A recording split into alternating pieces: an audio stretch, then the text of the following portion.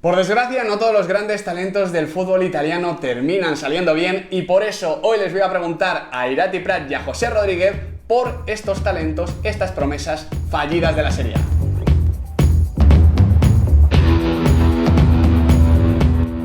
Muy buenas chicos y chicas, ¿qué tal estamos? Bienvenidos de nuevo a Diario de un Periodista Deportivo. Como os decía, estamos aquí con los amigos de Soy Calcio. ¿Qué tal, Irati Prat? ¿Qué tal, Miguel? A mi derecha está José Rodríguez, ¿qué tal? Muy buenas, Miguel. Hoy vamos a replicar un vídeo que grabamos con uno de nuestros conocidos, iba a decir amigos, pero no, conocidos, Andrés Onrubia, sobre promesas que habían fallado del Alicante, el nuevo Messi, el nuevo Zinedine Zidane, se hablaba de Kakuta, se hablaba de Gorkub, no terminaron dando todo el nivel. Os dejo por aquí arriba ese vídeo porque es realmente interesante. Y hoy vamos a hacer lo propio con el fútbol italiano, que es verdad que en los últimos años tampoco ha producido demasiado proyecto espectacular, ha habido una crisis de fútbol base, una crisis de generación de talento bastante grave que yo creo que luego se ha ido viendo no solo evidentemente en la selección, más allá del buen trabajo de Antonio Conte, sino también en el rendimiento del Inter, en el rendimiento del Milan, incluso en el rendimiento de la Juventus de Turín, que ha tenido que tirar de otros modelos deportivos para poder competir en Europa, pero aún así nos salen casos interesantes. De hecho, me voy a quedar en uno que generó la Juventus de Turín, que a mí me emocionó en su momento, sobre todo en varias pretemporadas donde jugaba mucho, era especial, marcaba diferencias. Me estoy refiriendo a Sebastián Giovinco, que ya tiene 33 años, sí, ¿cómo pasa la vida? 33 años, y ahora mismo está en el Al-Hilal. Suena bien. Bueno. Después de haber estado varios años marcando diferencias, sí, en la MLS, pero es que en Europa no le tenemos ni siquiera un recuerdo grande, ni... No, o sea, la hormiga atómica, como lo llamaban. No, la verdad es que, de hecho, todos los jugadores tienen, que vamos a hablar, casi todos tienen en común el hecho de que la depresión del fútbol italiano post-Calciopoli, después de ganar el Mundial de 2006, es la necesidad de que se acabe una generación y hay que empezar a buscar... Sí. Pues nuevos talentos, ¿no? Lo que está pasando, lo que viene pasando muchos años en Inglaterra, sí, de siempre buscar un nuevo gran talento y al final se le ponen unas etiquetas que están por encima de las posibilidades reales de ese jugador y al final pues pasa lo que pasa. Ahora, por suerte, yo creo que sí hay unas generaciones que están llamando a la puerta bastante interesantes. En el caso de Giovinco, yo creo que siempre le ha faltado dar el salto a un grande, o cuando lo has tenido la oportunidad, que la tuvo en la Juventus, además en una Juventus, siendo sinceros, cuyo nivel era muy alejado. Es que es lo que te iba a decir, que esa tabla rasa que se hace tras el Calciopoli debería haber posibilitado a Giovinco coger minutos, coger continuidad, coger importancia, que al final es lo que le suele faltar a jugadores así. Él la tuvo y no... Pero la sensación era, salvando las distancias, yo creo que por físico, por posición, nos queríamos ver un nuevo Del Piero, pero al final es que era un jugador que tenía mucha calidad, tenía facilidad para hacer gol, tenía mucho... Era un jugador que se movía mucho, sí, muy bueno, la verdad, pero... Genial. Sí, pero en un grande le faltaba esa regularidad, esa constancia para brillar en un grande. Y yo creo que eso fue lo que le lastró. Y luego la idea de triunfar en Estados Unidos, que está muy bien al final, o sea, convertirte en un estandarte de una liga nueva, por decirlo entre comillas, como la MLS, bueno, pues es totalmente respetable, pero prefirió eso a quedarse en Italia.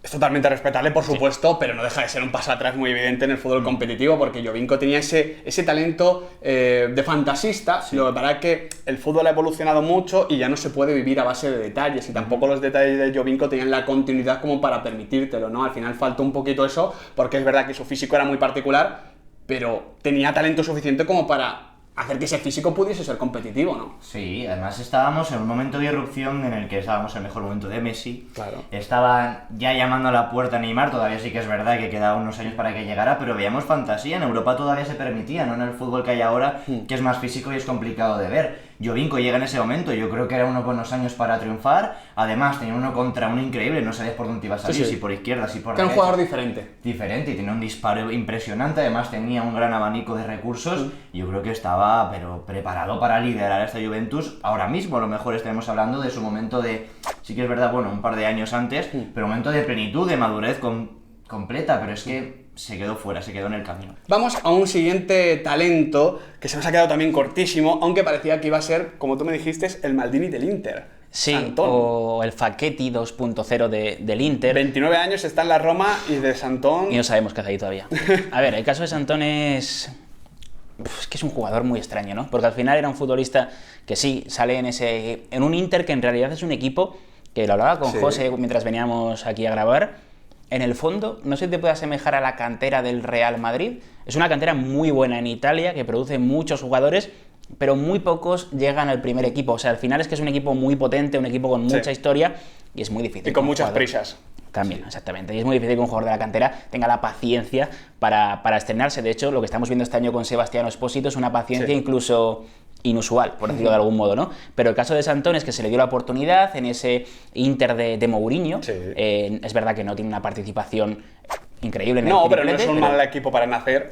y bueno, Mourinho lo acoge, ¿no?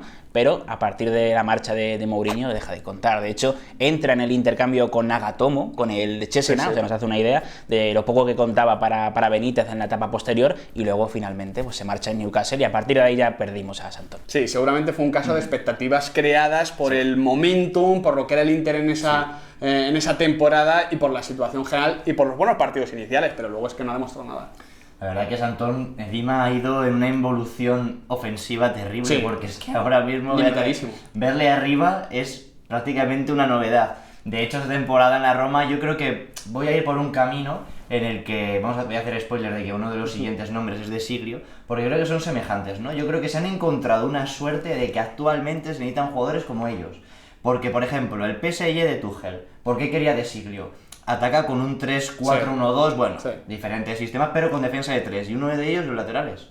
Entonces, de Siglio, si se quedara con los dos centrales, es un lateral que es defensivo, que no tiene la obligación de subir y puede rendir muy bien. ¿Qué pasa en la Roma? Que Kolarov tiene tanto peligro ofensivamente que puede compensarlo. Que Santón lo compensa quedándose con los centrales y es importante. Entonces, estamos viendo también que Mancini necesita ese tercer lateral central que ha probado incluso, bueno, se habla de que puede llegar Izzo, de que ya Luca Mancini ha probado, y por qué no Santón a lo mejor verlo en la Eurocopa sin hacer nada de nivel, pero es que fíjate, es que se ha encontrado en la actualidad una defensa de 3 que... Es que los laterales que ha ido sacando Italia, porque ya ha dicho José el nombre de Siglio, que bueno, sigue con 27 años, siendo ya una eterna promesa, ¿no? Porque parece que siempre va a ser esa temporada en la que va a explotar. Yo creo que no vamos a ver la explosión de Siglio al final. Implosión, si acaso. Sí, yo no sé si es buena noticia que en el caso de Santón y de Siglio eran laterales muy marcados en una posición y que hayan acabado también jugando en el otro carril. O sea, no sé si eso es que habla su polivalencia, habla bien de ellos o al revés, es como un comodín. Como lo queramos ver, sí. Pero bueno, al final el caso de Siglio es un jugador que irrumpe en el Milan también en esa necesidad de crear un jugador que vuelva... Es que no salían jugadores. Claro. O sea, es que al final es una época en la que el Milan todavía viene de ganar un Scudetto, es cierto, tiene unos últimos aires de grandeza, Zlatan Ibrahimovic, Thiago Silva, pero a partir de ahí empieza una decadencia, ¿no? Y es un jugador que obviamente el lateral derecho del Milan sabemos que ha sido muy grande, con jugadores como Tassotti, con jugadores como Cafú, él hereda ese número 2 de estos grandes jugadores, pero en ningún momento llega a dar el nivel. Y de hecho, yo cuando se marcha a la Juventus, por 12 millones de euros, que bueno, es una cifra...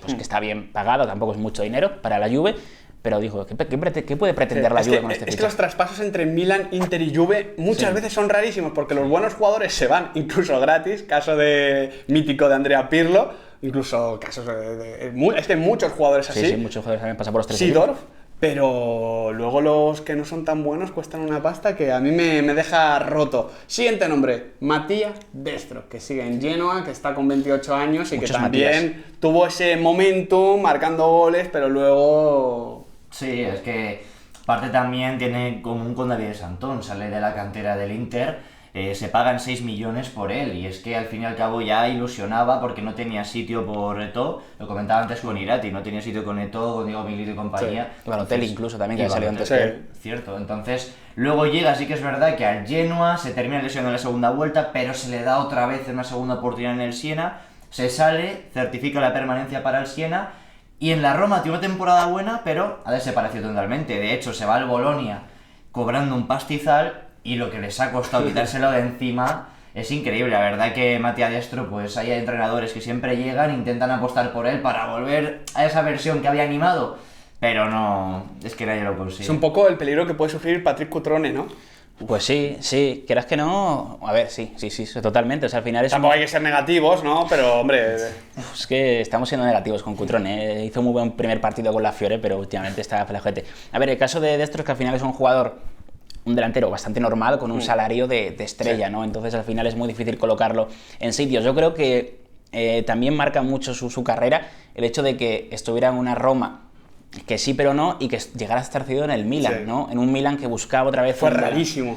Otro de esos intercambios rarísimos. Una demostración de que el Milan no sabía qué hacía en realidad. Sí, totalmente. Y ya para finalizar, un nombre del que sí se crearon muchas expectativas, mucho hype, y creo que de forma merecida y justa, Mario Balotelli. Mario Balotelli, que ahora mismo está en el Brescia, que ya tiene 29 años, que nunca va a ser evidentemente lo que parecía, y yo no sé si en parte le faltó fútbol, que podría estar de acuerdo, y en parte le faltó ser mejor deportista que futbolista, ¿no? Que es algo que termina potenciando o limitando, y yo creo que en este caso le limitó. Es un futbolista con una historia personal muy particular, muy dura, y creo que al final se juega como se es, y en ese sentido ha tenido problemas. Sí, al final te marca mucho el entorno, ¿no? Y cómo estés aconsejado, también su representante, que es el bueno de Mino Raiola.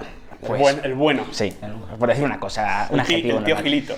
Es que no te va a ayudar, ¿no? O sea, que estén todo el rato cambiando de equipo de fútbol, al final, que no haya estabilidad, y curiosamente, siempre cuando ha estado cerca de Italia es cuando ha rendido medianamente bien, ¿no? Pero cuando ha hecho esos cambios a Inglaterra, nunca terminó. Ahora en Francia tuvo su momento, en sí, Ibiza. al final cerca de Italia, al final, cerca de la frontera con Italia, cerca de casa, cerca de Brescia también, que está en el norte, que es de donde es él, pero la verdad es que es un quiero y no puedo, ¿no? Porque es un jugador que por características físicas... ¿Tú le defines más como un quiero y no puedo que como un puedo y no quiero? Es que yo, sinceramente, esa teoría de los jugadores que no quieren, que pueden serlo y no quieren, no me termina de convencer. Carlos Vela es un muy buen caso de ello. Pero no me termina de convencer. ¿Quién no quiere ser un grandísimo jugador? Es que no...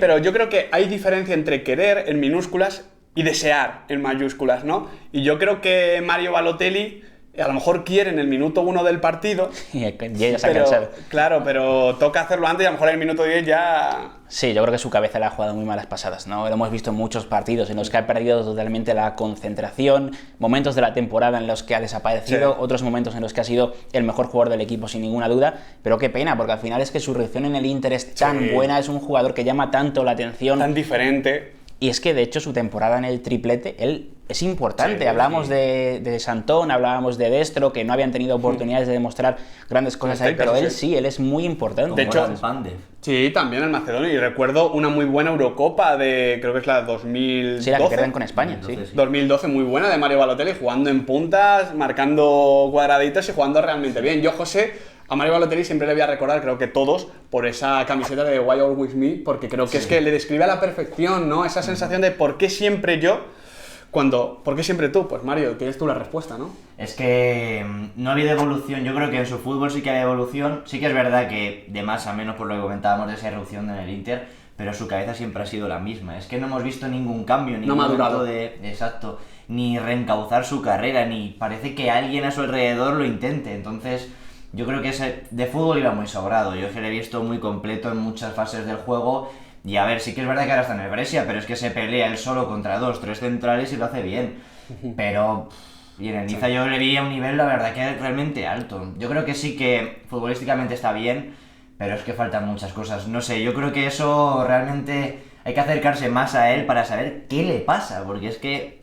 Creo que los casos de Jovinko y de Balotelli son claros en este sentido, que no solo es talento y no solo es calidad, no es lo único que hace bueno a un futbolista, y creo que las carreras de ambos futbolistas lo demuestran bastante, al igual que la de los otros tres, la de Silio, la de Santón y Destro, muestran cómo el fútbol italiano ha tenido un gran problema de creación de expectativas en las últimas 10 temporadas, en la última década, porque no salía nada. Vamos a ver ahora si con con Tonali, vamos a ver si con Donnarumma, con esa generación que ya nos dejas dudas de Caldara, de evidentemente... Sí, pero yo confío. De Bernardeschi. Vamos a ver si estos mejoran y no tenemos que hacer un vídeo parecido dentro de 10 años. Yo creo que no, que es una generación más competitiva, pero hay algún caso que ya se nos está quedando un poquito a poco, y de hecho vosotros queréis meterme ya a Bernardeschi. Sí. Yo lo he parado. Yo lo intenté. He querido dar tiempo al bueno de Federico. He confiado, sí, he querido confiar un poquito, ¿no? Al final es un grandísimo jugador, tiene esa Eurocopa Sub-21, ¿no? Contra la España de Marco Asensio, que también es otro caso de la que podríamos hablar. Sí, es que aquel Bernardeschi de la Fiorentina era una bestia, pero es que... Hay que darles un poquito de tiempo, pero si no lo hacen bien, estaremos aquí grabando un nuevo vídeo con Irati Prat. Muchísimas gracias. Un placer. Y con José Rodríguez, un placer. Muchas gracias. Ya sabéis que podéis seguir todo el calcio en la última hora, todo lo que suceda con los amigos de Soy Calcio, que os tenéis que suscribir y que también tenéis que dar like al vídeo si os ha gustado, por supuesto, compartirlo, suscribiros y activar la campanita, porque aquí en Diario de un Periodista Deportivo y en Soy Calcio, el fútbol nunca se acaba.